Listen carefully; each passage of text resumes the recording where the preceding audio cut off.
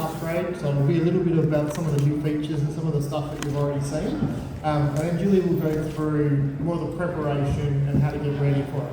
So, over the last couple of days, I've heard a lot of people saying we're in the queue to upgrade. So I'm actually curious, who's already in a queue to be getting an upgrade done?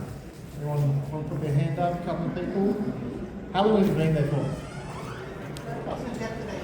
And indefinite? You've just been there forever? So how long have you been kind of waiting? A long time. And have they done any of the environments at all, like an AUX environment or anything like that? Done any of the prep work? Or it just hasn't started at all? So it started, and in your testing you found issues and you've had to kind of do some cycle through? And Julie's already with you on that one, yeah? And you? Julie's also helping us. We did the upgrade to our bots. Yeah. Yeah, so again, the same kind of process where you've done a build, you've done some testing, found some issues, needed to get fixed, and then you're going through it again. Anyone on that side, have you started an upgrade process? Do you think you need to do an upgrade? So, because a couple of nods are saying nods. And what do you think the reason is? Because you want something that you've seen, or you just go, it's been a long time? What's the reason? So you were nodding your head, so I'm going to pick on you, sorry. We haven't done an upgrade in about a year, and I just like to keep up with the latest version, make support a little easier. Yeah.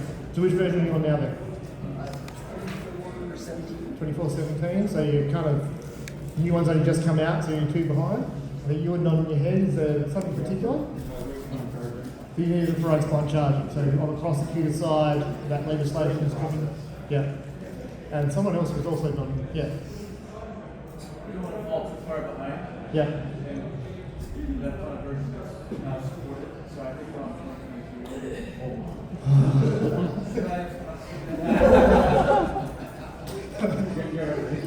Because then we did the next straw poll and go, is there anyone on something older than 22/17 there? Oh, So no, 21. You're on 2021? 2021, yeah. And you're on 2022? Yeah.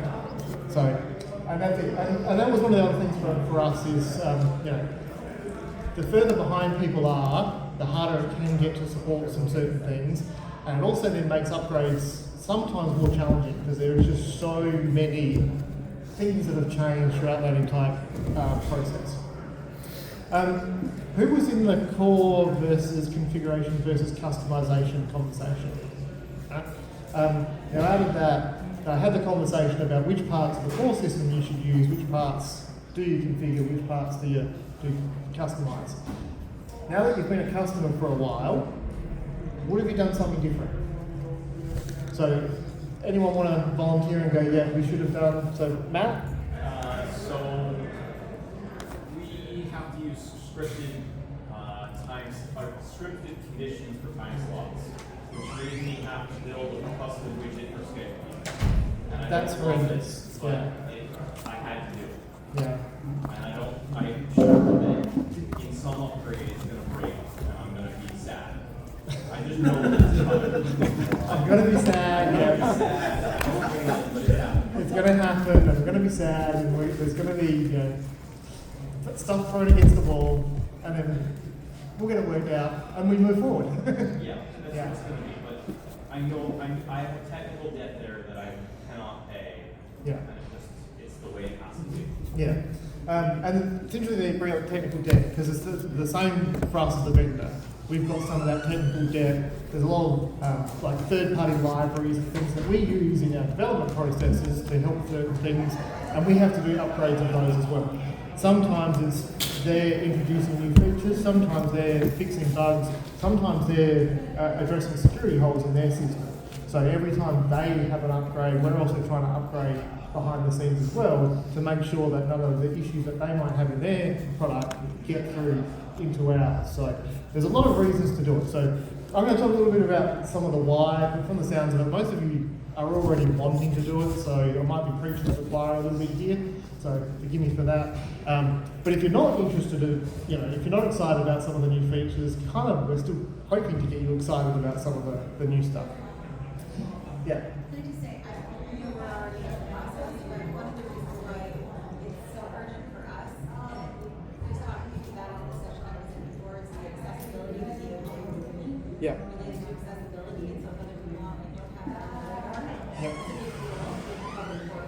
So you were in Garrett's accessibility session earlier today, so they were talking about the accessibility here. So for the governments with more than 50,000 population that we're serving have to meet this requirement by 1st of April. Lower than 50,000, you've got a little bit longer. And yes, accessibility is one of the ones that we've spent a lot of time, especially over the last at least 12, maybe 18 months, doing a lot of accessibility improvements. We haven't caught everything. There's going to be stuff that we haven't done, and then with the local, configurations and Matt with his very custom stuff, some of that we may not be able to do ourselves, and you as a person who's done that configuration or customization may have to look at what does that mean for you in terms of how do I meet the accessibility requirements. So we have been doing stuff both inside eSeries, but then also on the portal as well. And yes, obviously you need the Drupal 10 upgrade to get all of that stuff. This is not what we need to do next, for the things that we built, right? Because Yep. looking now, once we do that, you can't fix what we've done, but we can't do either. So we need enough time to be able to do that before. To do some of that stuff. So you're trying to look at how do you do your own kind of audit as well. Our expectation, and this could be wrong, so we can't necessarily take this as gospel, is that we believe that provided you're showing that you have a plan to address these things, there's going to be some leniency. Because the ADA stuff has been around for ages, and there's lawsuits that have been going back for ages. So we don't think it's going to be a switch on day one that everything, and all of a sudden there's going to be lawsuits flying around. I think it's more going to be do you have a plan in place to address them once they get identified? And that's what we've been trying to identify all the stuff. But web accessibility is a pain in the butt when you go through everything in detail, because you can do some of the stuff easily on screen with some of the plugins, but then when you start to get to the text, the screen reading and that stuff, it gets really, really difficult and just really time consuming to do. In general, how often do you recommend reading?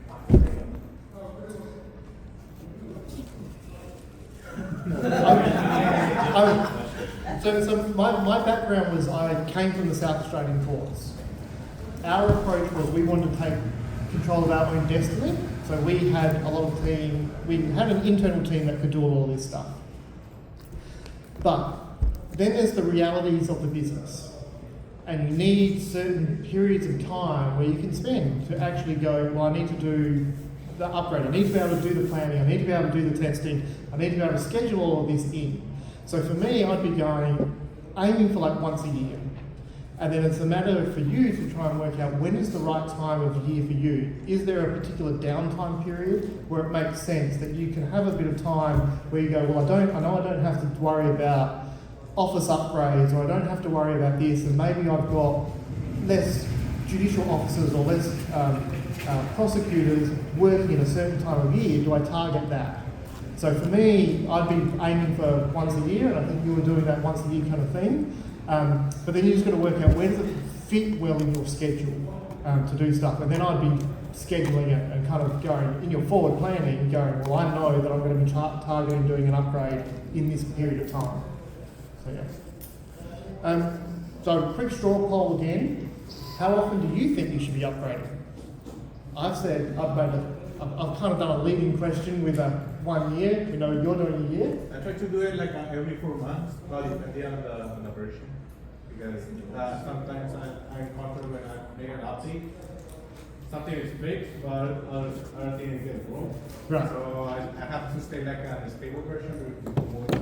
So you're taking an LTS release, and then every 4 or so months you're kind of just upgrading that LTS release. I don't want to keep behind with it.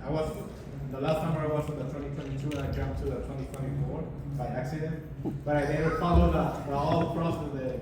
I have to upgrade my Tomcat. I didn't know that one. Yeah. So I have to call support a data with it. Yeah. That's kind of thing. Yeah. So yeah, there's a lot that goes into thinking about and planning for it. So from a vendor, we want to keep releasing features and we want to keep giving you value. But the only way you get value is by doing the upgrade and then actually implementing the new tool. And then you can get operational efficiencies out of that. So we've got to keep providing the tools, but you've got to keep implementing them and bringing them into your business processes to get the value out of them. So it ends up being a bit of a two-way street for that. So that's kind of what we're going to talk about. I've probably waffled on for way too long, so we probably should actually get into what we'll talk about. So again, this is going to start with a bit of a why before we move into a bit of the more of the how. So in the last two releases, so in 2025-05 and in 2025-17, there was basically 180 new features that were delivered. On top of that, there would have been many more bugs that got resolved. Now, not every feature and not every bug impacts everyone. We do everything basically at the framework level, but then there might be stuff that only impacts prosecutor or only impacts court. So you don't get some benefit. You won't get benefit out of every feature or every bug fix, but they're all in there. We've also done a lot of security updates. So we keep looking at the security. We keep looking at all the third parties. We've got a lot of tools internally which help us go, well, an issue has been identified in this version of some tool. And if we're using that tool, we need to go and upgrade it. That gets a part of our entire build process so that we can roll those out as quickly as we can. Plus, we make security changes ourselves to improve the security of E-Series. As you said, we did Tomcat upgrade. We also did Java update and things like that. Because like us, and has been mentioned before, there's tech debt that we've got, and we've got to keep working our way through all of that. Upgrades mean more capability and more protection. So that's the mixture of the new features and the new security is what really you get out of these upgrades. It also helps unlock those efficiencies. So if we can deliver a tool, that means you can make an operational improvement, whether it's RBC, whether it's something to do with a new way to bulk update some data that kind of takes some steps away, things like that. It means that there's some efficiencies that you can extract out of the system. And then you can redirect those people to wherever it is that you need to make the process work better. So again, some of this is sales pitch about what we've done new. So depending on where you've been and which rooms you've been into, so we did do some security updates. So we've introduced a new two-factor authentication model, which for those particular authorities, when they first log in, they'll be challenged for this, and then they could just use their authenticator or Authy app on their phone, scan the QR code, and then they'll be prompted for the one-time challenge. Every time they then log in, they're still prompted for that one-time challenge. We introduced a new security assessment tool, which will do a series of checks against your environment and provide some recommendations to improve your security posture. You might be able to make some changes, maybe you can, maybe you can't, and over time we plan on doing more of these. We also plan on extending these tools into other areas. So as our documentation starts to talk about certain best practices, we'll be starting to build tools which also measure against those best practices and say, well, as a best practice, we recommend this. If there's something in your system that isn't matching that, we'll let you know. We're not going to automatically go and change anything, but it's just an advisory to go, well, you might want to look at this and make an improvement. Whole heap of other security management updates to make searching better and just make it easier to find out users. We've also done some library updates, so we mentioned about Tomcat and Java. We've got the Drupal upgrade because Drupal 7 end of life and things like that. And we've got a lot of underlying other libraries that we use as part of the system that keep getting updated as well. For eCourt kind of processing, and if you're in Jalpa's session where she talked about Docker, the ability to do the case bundling, and with the case bundling being able to do notes across that entire bundle that go into each case. The ability to add a quick note to a matter on your docket to try and get rid of the post-it notes that people just have on their desk. Ability to do a walk-in, so if someone just rocks up and you can't find them on your calendar, but they say, I'm supposed to be here today, you can still deal with them without jumping out and finding the case, going and scheduling it, and then coming back to the docket. Just do it all from the docket itself, just to try and make that process a little bit quicker. We've done some usability enhancements. So we've done the new left navigation, and with that left navigation, we've added the ability to search the left navigation and be able to add things to this quick access section. So if there are 5 or so things that you always go to over and over again, you can quickly add them to your quick access instead of having to try and find them in the list. Now, one thing with the new UI changes that we're making, if it's an end user facing UI, it's effectively behind a flag, and it's a system property that they can turn on or off, or you as an organisation can turn on or off for your organisation. Admin changes to UI, everyone's going to get the admin, so admin sections will get the new UI, but the end user facing ones, you've got a choice that you can turn it on or not. With our document organiser, we've done some updates, including making it better in how it downloads documents and whether it converts them or leaves them in their initial format. And then 100 other things, which we're not going to go through all of them. So for us, the features and the security that we deliver in is really why we want people to do the upgrades, which then leads us into the preparation side. And Julie. Thanks, Brett. Yeah, that's quite the act to follow up on. You get to show all the fun features and everything. So now we get to discuss the hows that we get to the new features.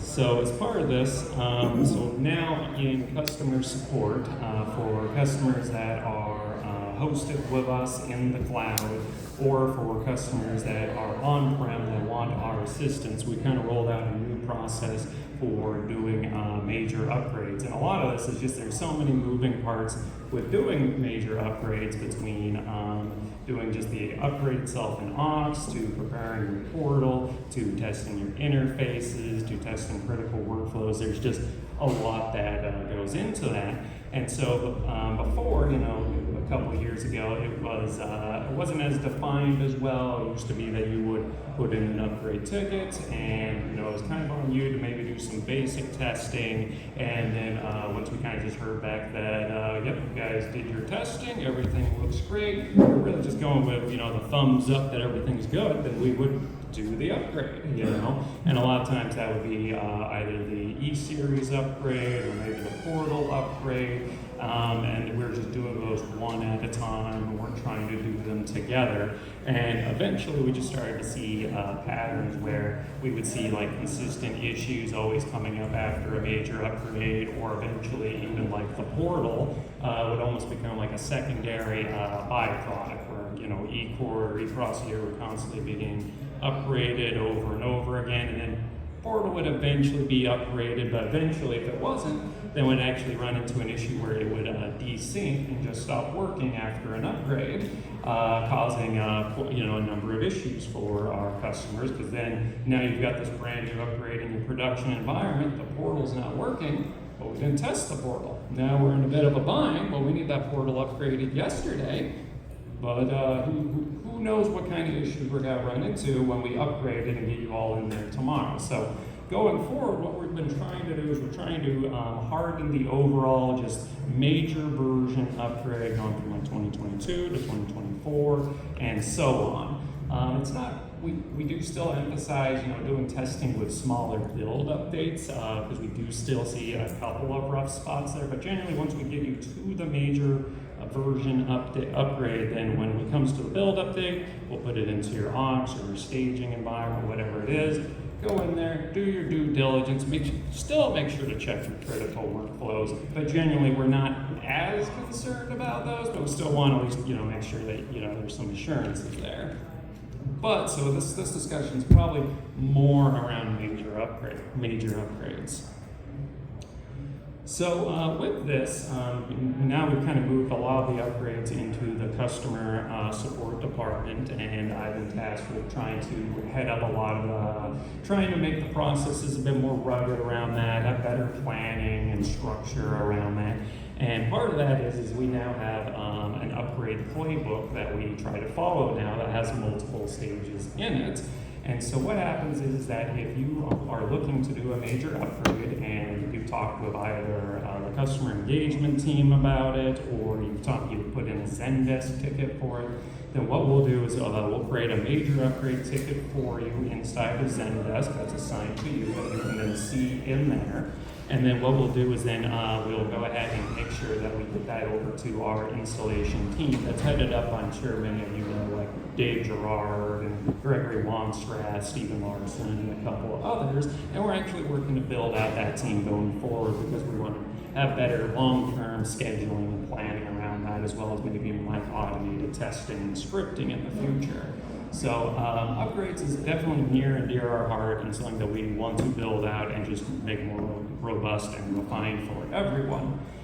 But once it actually comes time for that, once we have your major upgrade meeting kickoff has been announced, then what happens is that we'll send you an email that's, just pretty much says, we're excited that we're going to be doing this major upgrade with you. And as part of that, what we'll do is we'll actually send an email, and that includes our upgrade playbook. It'll include our customer site information form, and it'll also include some just light testing guides as well. And then what we'll do is we'll schedule a time to get together with you and your team. And the whole idea is we want to get into this upgrade meeting with you, and as part of that, from our own side, we'll have our installation specialist, we'll try to have our support manager there, we'll have our customer engagement expert there with us, and we'll also try to have an escalated support representative there as well. And they're kind of the ones that are assigned to your major upgrade discussion going forward from that point.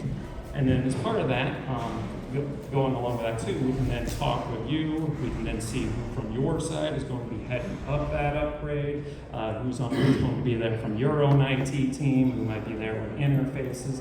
And really we're just going to try to have an open discussion about what you're hoping to get out of that upgrade, talk about any interfaces, any critical workflows, heavily customized sections of the program, so that way we can at least write it all down, document it, and really what we want to do is we want to start building out what we're calling our upgrade playbooks. We want to try to internalize a lot of this communication and this dialogue, especially from these early kickoff meetings that we're doing with you all. So then that way, when we get to future upgrades, the third, fourth, fifth, whatever it might be, then we're not having to come right back around to these same discussions again, where it's almost like a cold call where we're having to ask you about your interfaces again, or what your expectations are, or what were some of your pain points with the prior upgrade. Hopefully, we've just documented that all. We all just know now, and we can all just show up and actually act like we're all in the know at that point.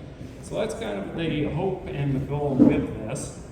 We try to identify critical workflows. We do have a testing guide that we'll provide you, and that goes over general troubleshoot, just general core testing in the program, but we also leave a section in there for you to go ahead and put your own smoke testing steps in there. And what we hope to do once we start doing more automated testing on our side, and we also want to try and get a lot of your environments in-house as well, to go ahead and get those over to our own QA teams to do their own testing against that. So what we're really trying to do is just try to get a lot more of the manual steps out of there, so that way, we can just, have our QA team go ahead and check against it. They can check your critical workflows, they can, check your widgets, whatever they might be, and then we're our own automated scripting that can do the work for us. And I'm a big proponent, since coming on, I've always been one for, I'm always a quality first, and I like to make sure we have proper tooling around everything. And I feel like, if there's a manual work being done, what's the why of it? Is it just because, we didn't do a better, design a tool around it? We didn't think to automate a step? What are some of these, areas that we can identify, whether that's in a major upgrade or within the Drupal 7 to Drupal 10 migration, which has been a hot topic on my mind recently. What can we do to just make that, a better overall experience, not only for you, but also for us? If it's taking up time for you, then it's taking up time for us as well. And where's kind of that expectation? Are you doing the testing? Are we doing the testing? And how long is that testing taking? So we're really trying to cut down on that overall cycle.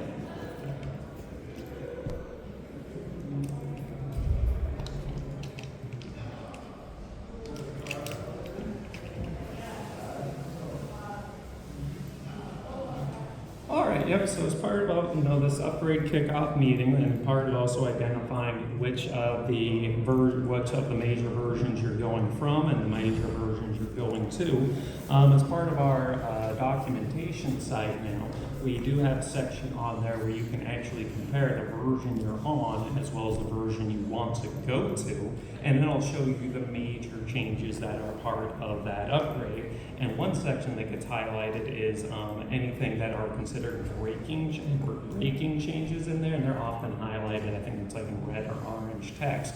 A lot of times it has to do around workflows, but it could be in other areas. So we try to highlight those, and as part of the testing that we do with you or discuss with you, we want to make sure that we try and review your environment, your Ox environment, to see if any of those breaking changes are in there.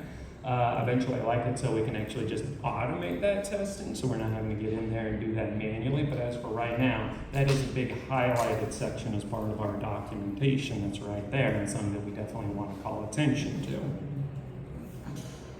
One other thing I also wanted to say as part of this, as part of our upgrades, we do try to upgrade not only your E-Series environment and the Oxen training environment, but like I said, we also now try to upgrade your portal at the same time. So we're trying to test both of those at the same time, just so we're keeping both of those updated. We're keeping them on relatively similar versions. You're getting those new security updates with both of those, and we don't run into that dreaded desync issue that I talked about. And so that way, come the actual upgrade day, you have some assurance and guarantee that both your E-Series and your portal are going to work hopefully the way you expect it to. All right, so once we do that upgrade kickoff with you and your team, we've identified who are the stakeholders, and then who from our own team, between the customer support manager, the installation architect, will then work with you to go ahead and upgrade your auxiliary environment. If you're hosted with us, then we'll work with our cloud ops team to get that environment upgraded. But if you're on-prem and you want us to be there and assisting you with it, then we'll work with you to go ahead and get onto your servers or do a screen share, whatever it is, to go ahead and get that auxiliary environment upgraded. As part of this, we are trying to make our own upgrade documentation and some of that tooling. We're trying to get that more out there and visible for everybody. And as part of that, we've got that new knowledge base. A lot of our documentation up to this point has been internal or just sent out here and there on an email and whatnot. And recently we've been trying to make a bigger push to get that out there. And even with our most recent Drupal 7 and Drupal 10 migration guide that we follow internally, we now have that available on our knowledge base as well. And we continue to build that out as we go along, because we don't want to have to be the bottleneck if we don't need to be. So that's one of my goals. So following the test guide, as well as going through and adding your own smoke testing part of this, one thing that we like to do is that, so with these, we basically, after the kickoff meeting, we'll be setting up with you a cadence for either a weekly or bi-weekly upgrade stats check-in is what we call it, where we'll try to meet with you and your team, and we'll basically want to be meeting with you, talk about testing that's happening in the Ox environment, the interface, portal, and if you encounter any issues as part of that, then we encourage you to get into the Zendesk portal and be putting in a ticket where right in the ticket title, it will say like pre-upgrade in it. At that point, what we'll do is we then take those pre-upgrade tickets, we link those back to the major tickets, so that way we can just see that cross relationship right there, and then we can come to the meeting and we'll have all those tickets right there in front of us, and we can actively review those with you, and we can see who's assigned to it, what the last update was on that, what kind of discussion that's going back and forth, and hopefully we're not seeing just back and forth where there's no update, but we're actually seeing real active progress, and that's what we're hoping comes out of these weekly and bi-weekly meetings with you. And that's part of the testing checklist. With the interfaces can be a little bit tougher. What we've kind of realized is that a lot of times our customers will have interfaces built against their production environment, but a lot of times there isn't a test interface that was built. That kind of puts things a little bit more awkward. We're trying to communicate back to our services teams that, hopefully with new implementations that we're encouraging to, that production interface and a test interface is being built, one for to both environments, so we can test those actively. And then we're also trying to determine how we want to approach that on the customer support side, whether that's a full test interface or a dummy interface. But that is something that we are actively looking into because we know that's been kind of a sore subject in the past with several of our upgrades. But we do still encourage testing of those if possible.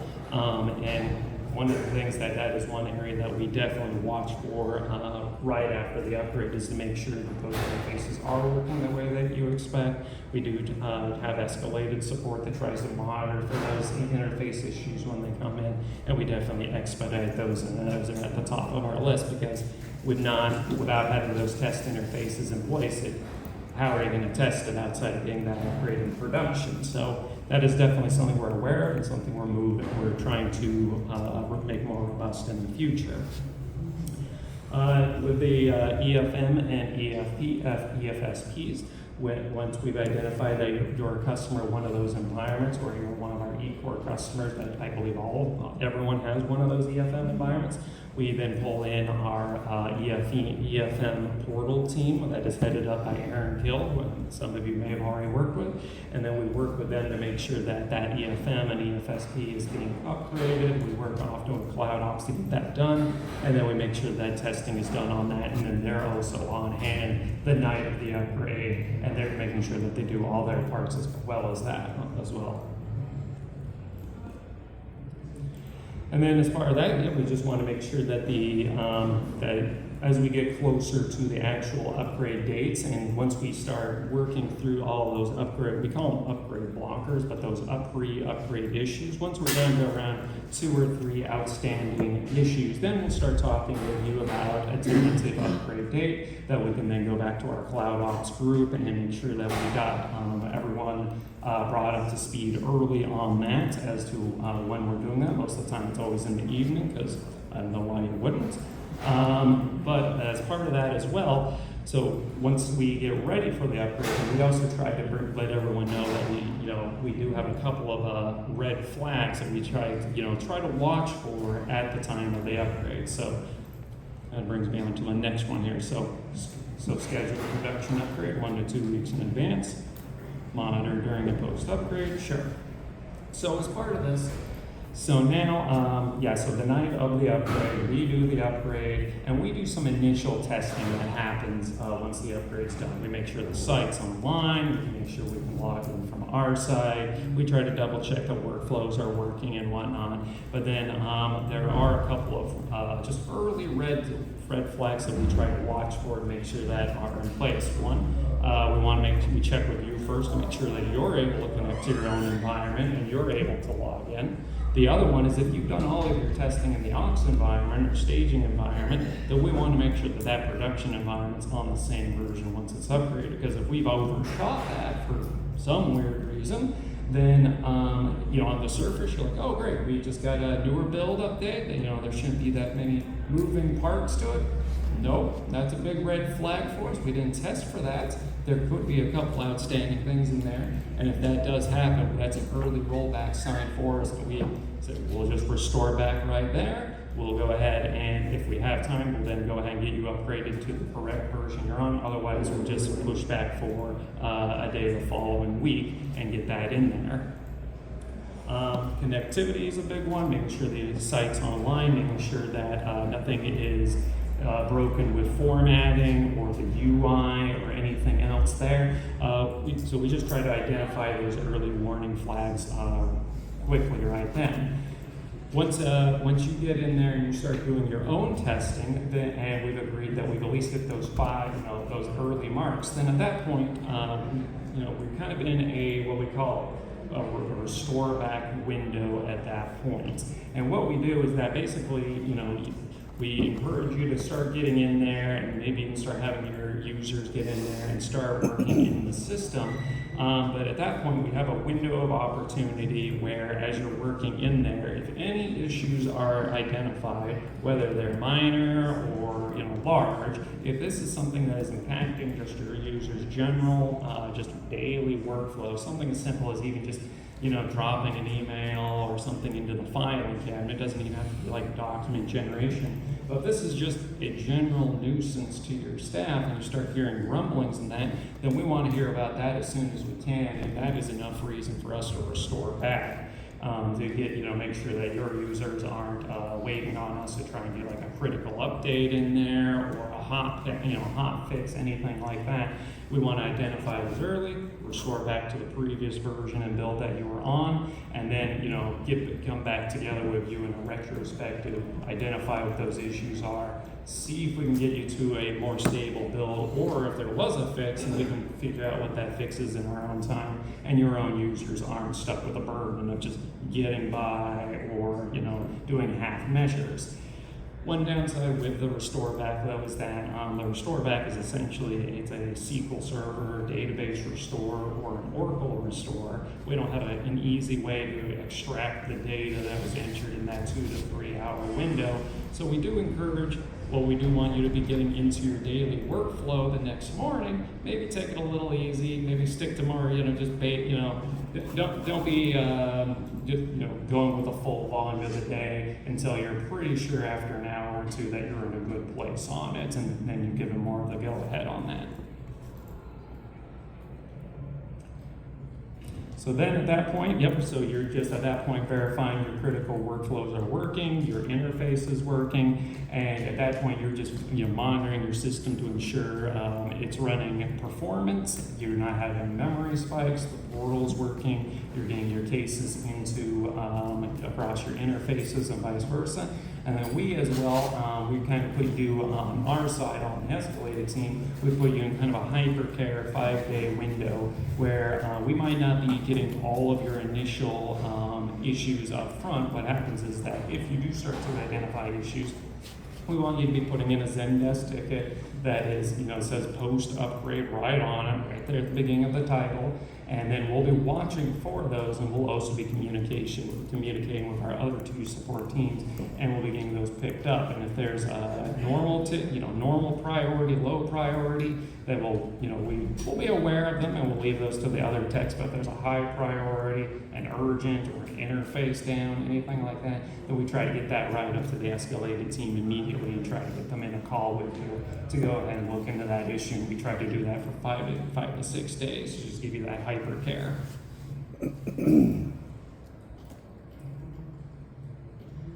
Yep, and so as part of this, we are building out our guidelines and our tooling around that. We do have the upgrade playbook that we make available. We have the customer site information form, and we got the release testing checklist. We're also working on another one that we just finalized the other day that's just about how to run those weekly upgrade status meetings and what everyone's role there is from our side, as well as just trying to take accurate summary notes from those meetings, as well as recording those meetings, making sure those are getting shared back to you and correctly summarized, and we're actually making good, actionable content for us to follow up on. So that way you're not coming back to these meetings weekly and you're just like, well, did anyone do anything? Well, hopefully we did, and that's what we're really trying to make sure that we're staying on top of and we're pressing on with.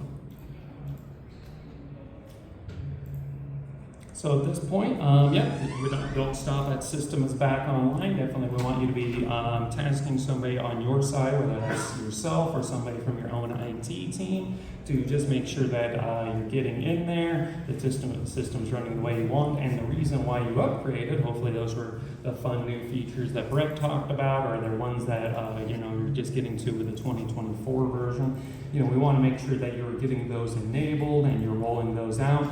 Sometimes you can work with your customer engagement expert there, and they've been doing a lot of trainings on these recently between the widgets as well as case relationships, and maybe even been doing like Java trainings lately as well. So if there's any new functionality that's out there that you know's in the version, but you upgrade and you don't know quite where that's at or how to enable it or make the most use of it, then I would definitely be reaching out to your customer experience agent there and getting that on-hands training and making sure that that gets put into your environment.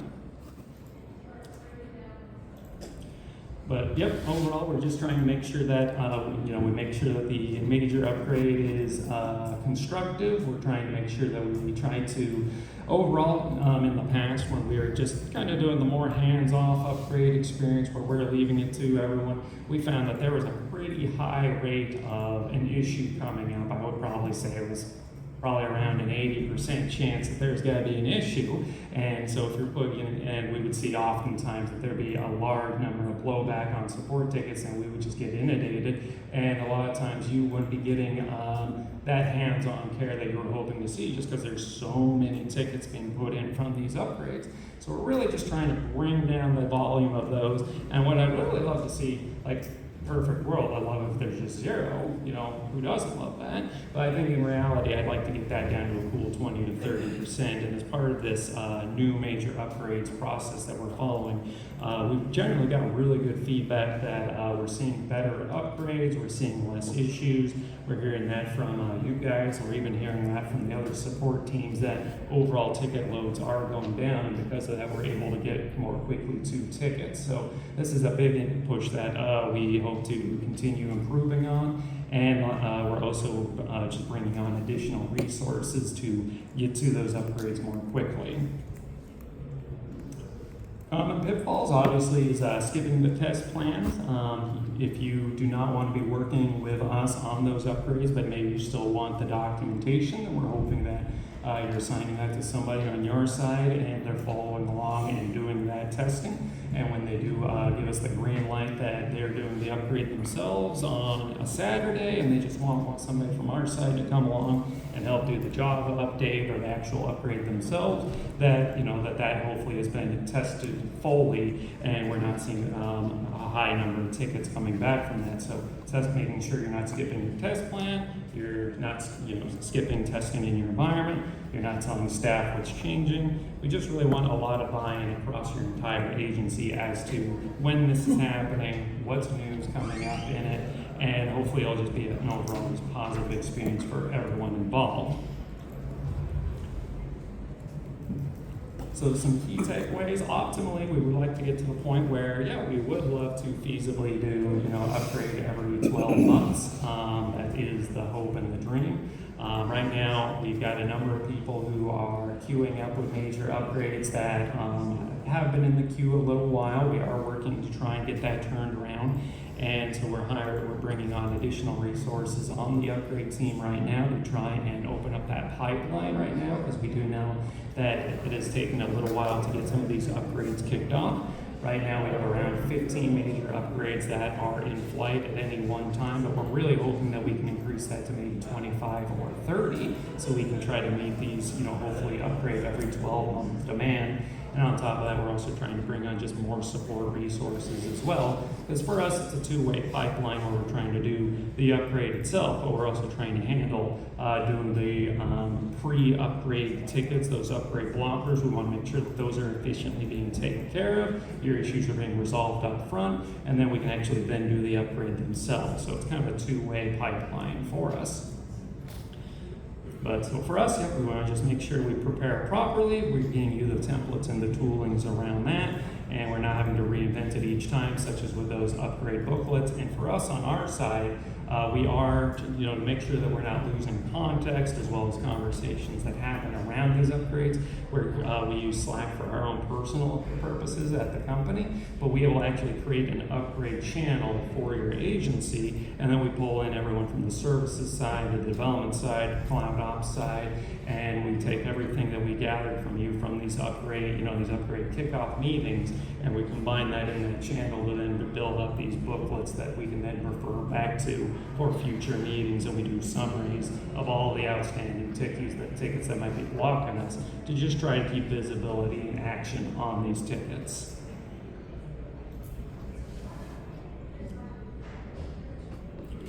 And then just one other thing, I know that Drupal 7 and Drupal 10 is a near and dear topic to everyone's heart.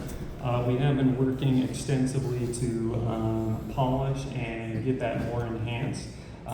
We're at a point right now where with a lot of fixes and updates, we've got at a point now where the navigation at the top of the screen as well as embedded node URLs now are just automatically brought over from Drupal 7 to Drupal 10. That's not having to be done manually anymore. We've been also working on performance improvements across the program there, and so we've seen that has helped stabilize the product. And where it made it so now a lot of the actions and drop downs and everything else look pretty close to how it was in Drupal 7. So overall, we're feeling like the overall Drupal 7 to Drupal 10 migrations in a much better point. I feel like hopefully in the next another month or two, we'll be at a good point where we'll be able to start rolling that out to a lot of customers, to a lot of your production environments, where you're getting in there and you feel like it was a successful upgrade, and there's not just all these rough corners and manual outstanding work that still needs to be done. So that is something that I'm heavily focused on, just trying to improve that overall experience for everyone. All right, thank you. At this point, I think we're kind of just going to open it up. Just think how long we've got.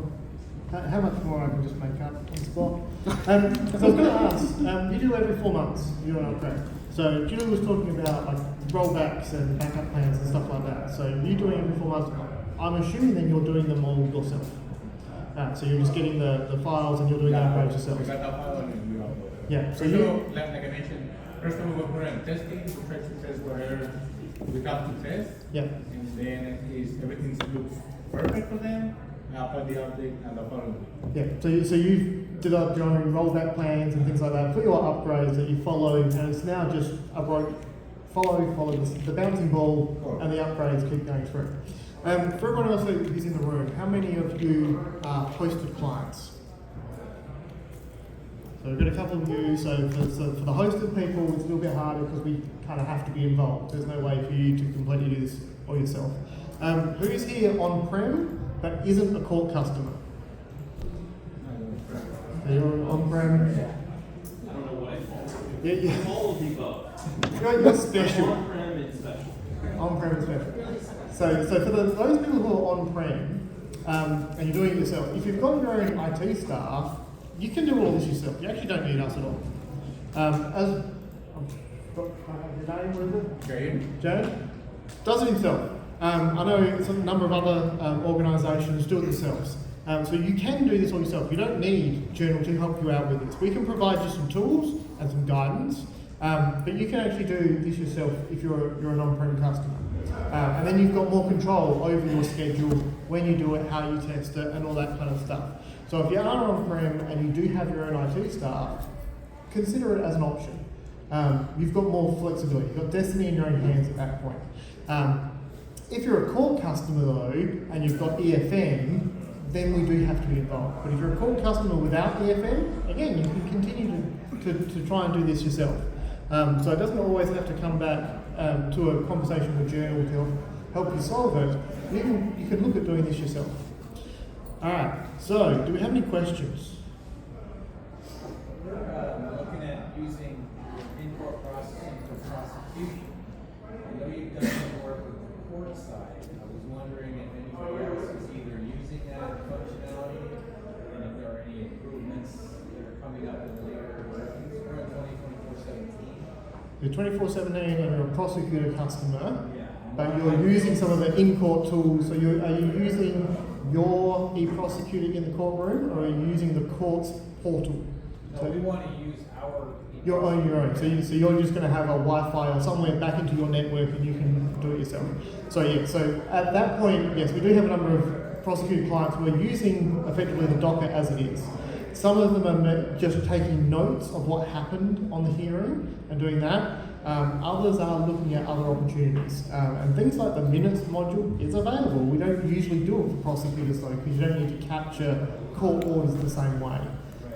So quite often they're using the notes feature, and then when they're getting back into the office, they might then be, disposing and closing of a case or making some other additions on it. But if there are specific kinds of information you want to capture, because I'm assuming you don't want everything that the judge has said, you don't want the entire court order, you want some of it, we can think about, is there a streamlined way so you can enter just the bits that are relevant to you? Yeah, my understanding, I've looked at it, but I'm not an attorney, is that essentially there's just an electronic version of the docket notes from the prosecution side. Yeah. So when you mentioned docket, sheet notes and things like that from the court side, I realize it's different because their docket's different, but I was wondering if there's any related. While their docket is different, you can also have that same docket. You can configure a docket inside eProsecutor, which will then only have your 50 cases. The court might have 60 on the list, but there's your 50 that you're dealing with, and yes, you can be taking notes as it goes through and as they're running through it. The only challenge is the court is going to control the order. They're going to call them up, and it may not exactly match the order that you've got them on yours, but you can have your own docket there and manage it as well. My biggest thing is we're trying to capture the attorney has their event time there in court. They put their stuff in, and as soon as they're done, maybe they walk away from the bench because someone else comes up in the court order. That information is now available in the prosecutor, and our legal secretaries can start doing the follow-up work on Yeah. that particular case. Yeah. That's how I understand it's supposed to work.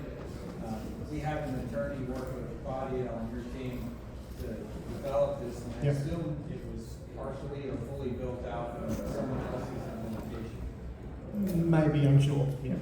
Or we might be on the tip of the spear of bleeding. You could hopefully not bleeding, just bleed the edge. Two questions. One, in your documentation, does it tell us we go from 2022 to 2024 or 2025? What steps in between? So for an upgrade, basically the internal upgrade process does all of the individual upgrades along the way.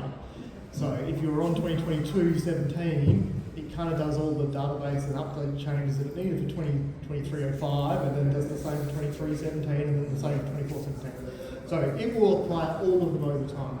It, however, takes longer. Because if we've got, if there's a database change and we need to do some manipulation of data in your database, it has to do all of that manipulation, and depending on how many cases you've had for how long you've been live, that could take time. And if you've got to do a lot of them because you're going from such a low base to a new one, your upgrade time could be quite a bit longer than someone who's doing it every 4 months. But so you could, and it will do it all, so you don't have to do it. There will, however, be a Java and Atomic upgrade that will have to happen as well in there, which adds some time to that whole process. Second question, is there a way to see all of the products and features that happen between 2022 and 2025, or do you have to individually review those notes separately? Don't look at my email for a while.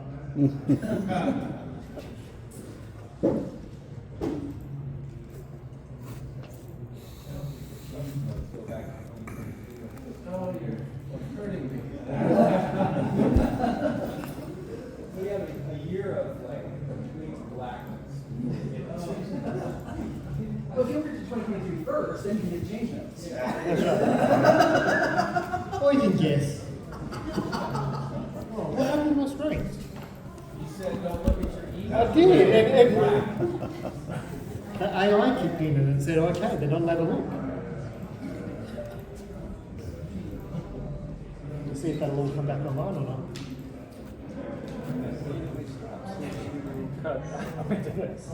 Tell me. That happened in the last wave.